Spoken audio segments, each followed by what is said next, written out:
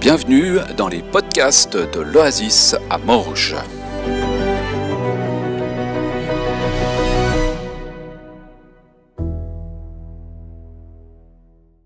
Acte 2, les versets 1 à 13.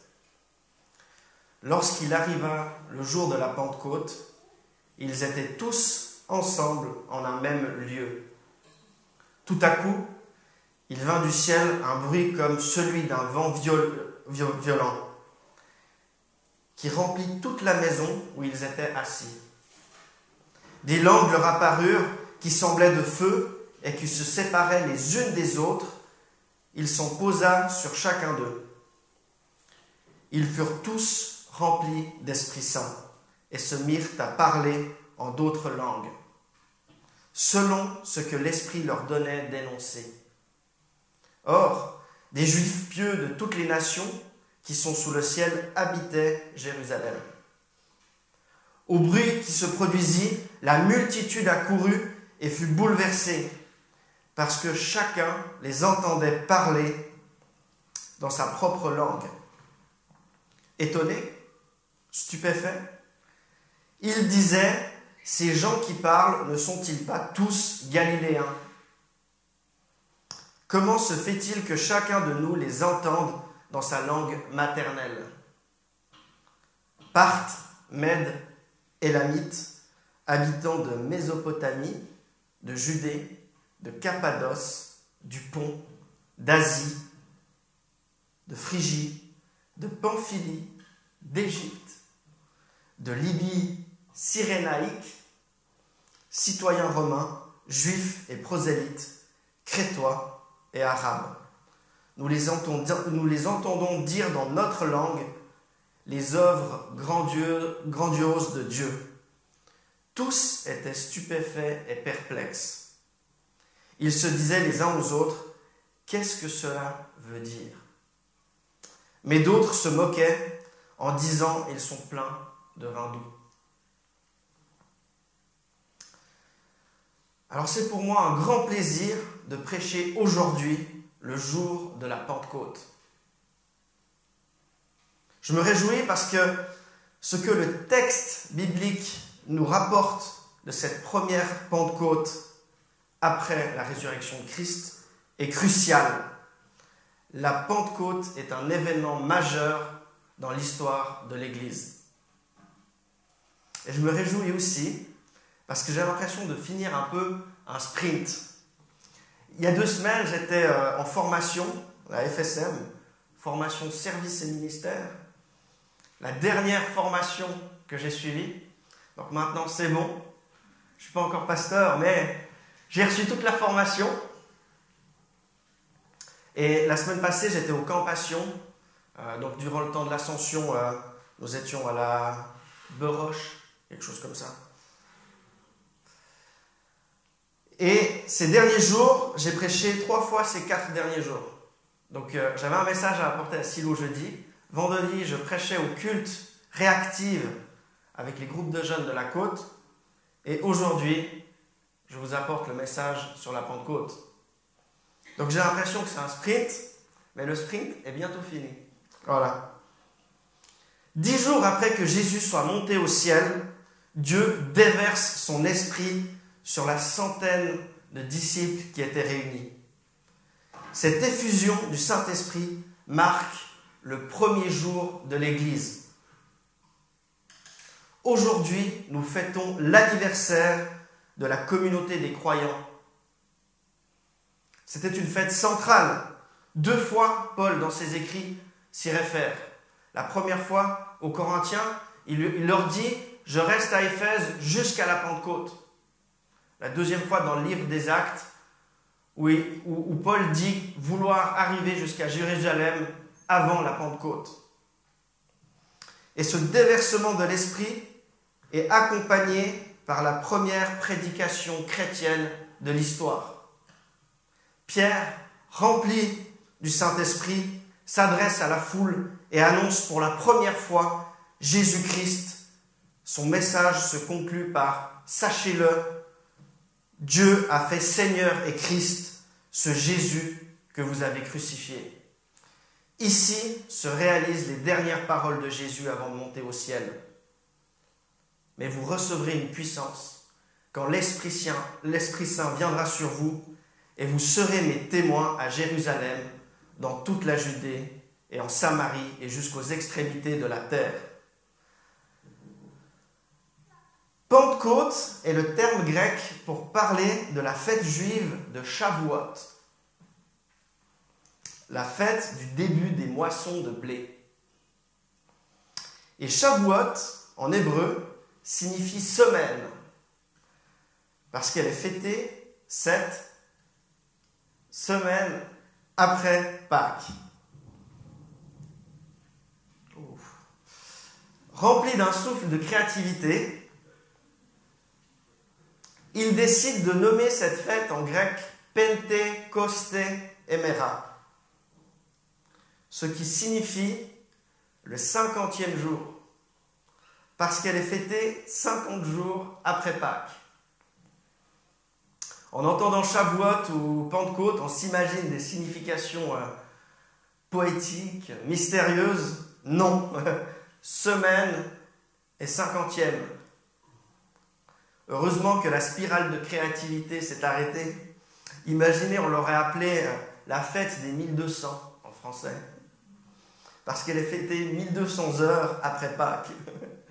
Fêtez quoi aujourd'hui? Les 1200.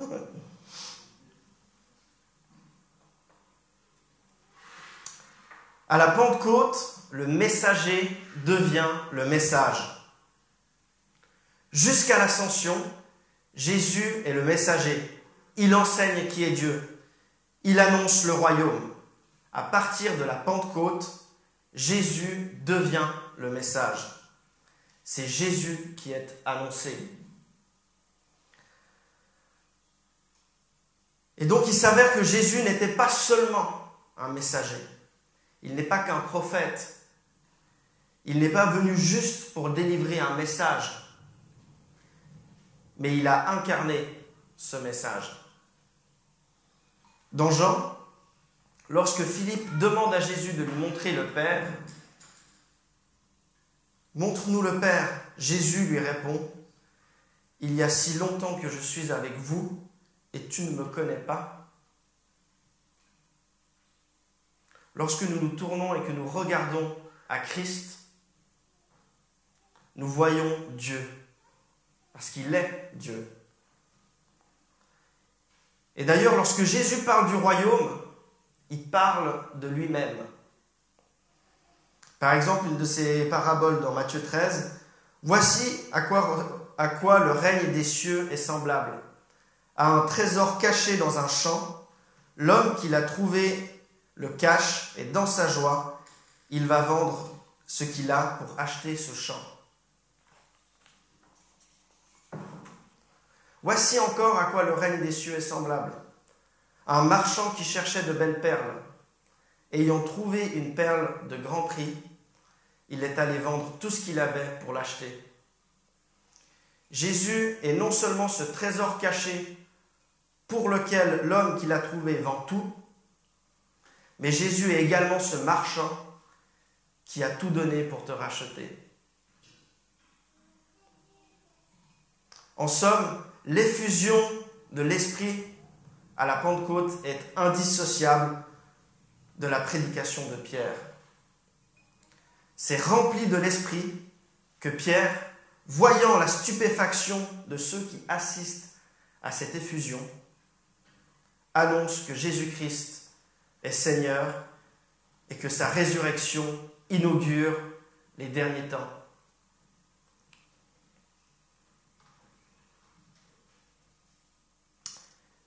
Étonné, stupéfait, il disait, ces gens qui parlent ne sont-ils pas tous galiléens? Comment se fait-il que chacun de nous les entende dans sa langue maternelle? Et plus loin dans le texte, nous les entendons dire dans notre langue les œuvres grandioses de Dieu, les merveilles de Dieu.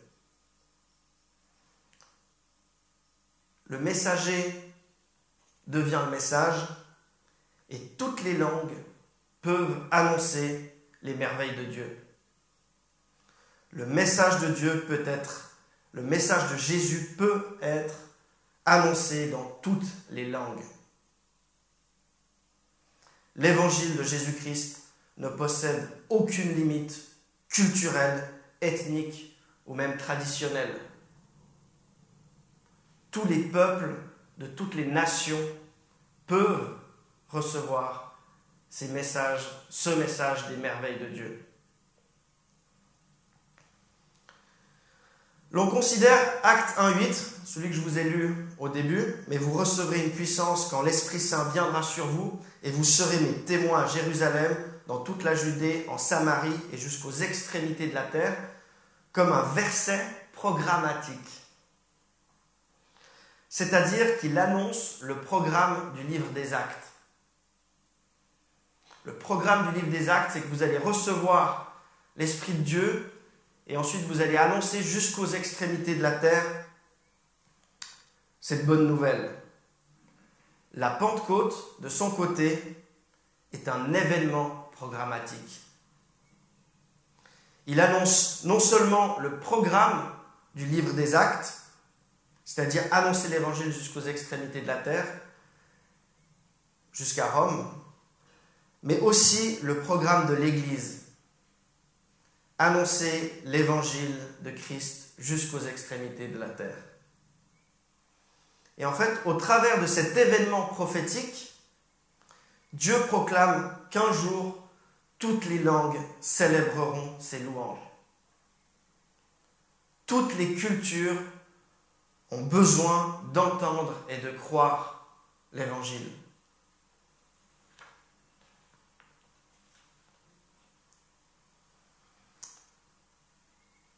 Le messager devient le message, toutes les langues peuvent annoncer les merveilles de Dieu.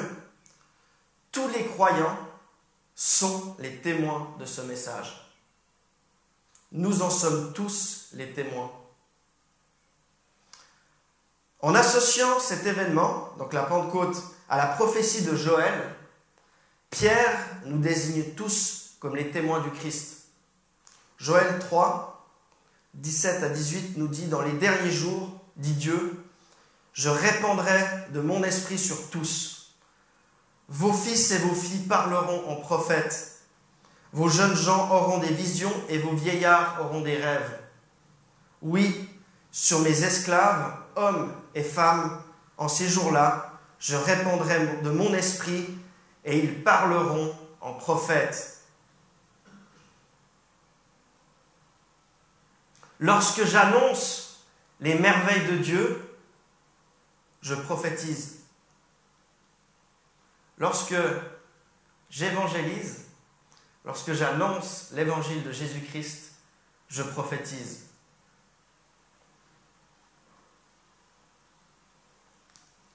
Et ce texte de Joël nous montre bien que toutes les langues peuvent annoncer les merveilles de Dieu. Alors ici, en parlant de la langue, je parle de ce qu'il y a dans votre bouche. La langue du fils et de la fille, celle des jeunes gens et du vieillard, même la langue de l'esclave peut parler de l'évangile. La Pentecôte transforme radicalement, ou plutôt est un bond de l'Église en avant.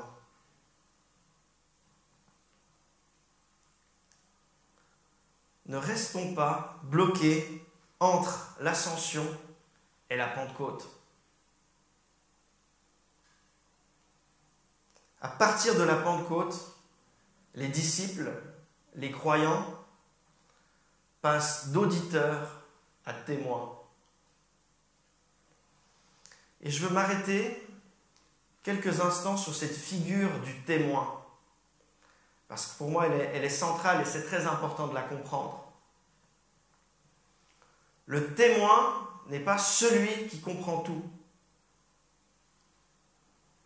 Le témoin n'est pas celui qui connaît tous les aboutissants, tous les tenants et aboutissants de l'histoire.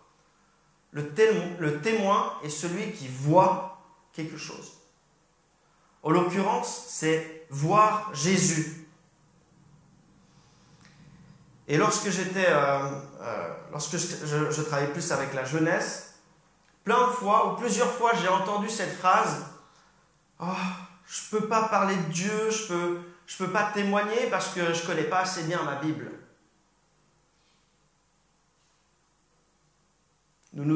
Et le problème avec cette réponse, c'est que ça biaise la notion du témoin.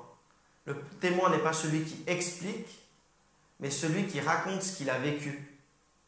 Lorsque vous êtes témoin d'un accident de voiture, on ne vous demande pas d'expliquer pourquoi est-ce que la voiture de droite a tourné subitement à gauche. On vous demande juste de raconter que cette voiture a tourné à gauche. Le témoin, et c'était intéressant, je disais, il y avait un écrivain qui écrivait, voilà, effectivement, ça peut lui arriver, c'était même un philosophe écrivait, ça va mieux. Le propre du témoin, c'est de ne pas comprendre. Et c'est frappant.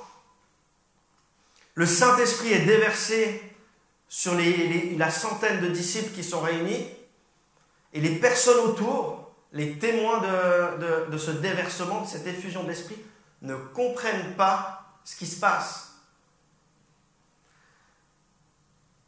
Et ils vont jusqu'à dire « Ah mais ces personnes sont ivres. Ces personnes ont bu du vin et c'est pour ça qu'elles se mettent à parler dans ces langues. » Ils ne comprennent pas ce qui se passe devant eux. Et c'est bien pour ça que Pierre prend la parole. Il prend la parole pour leur montrer que non, c'est cette prophétie de Joël 3 qui s'accomplit. Et si cette prophétie de Joël 3 s'accomplit, c'est parce que Christ est mort et ressuscité et qu'il est Fils de Dieu en puissance.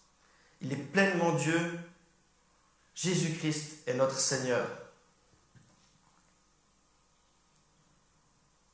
Et donc, j'aimerais vous laisser avec cette parole. Ne restons pas bloqués entre l'Ascension et la Pentecôte. L'Esprit a été déversé dans nos cœurs. Et non seulement l'Esprit a été déversé dans nos cœurs, mais l'Esprit a été déversé au milieu de nous, au milieu de l'Oasis. Recevons donc cet Esprit et soyons des témoins. Vivons cette effusion de l'Esprit et soyons des témoins de l'Évangile de Jésus-Christ. Je vais prier.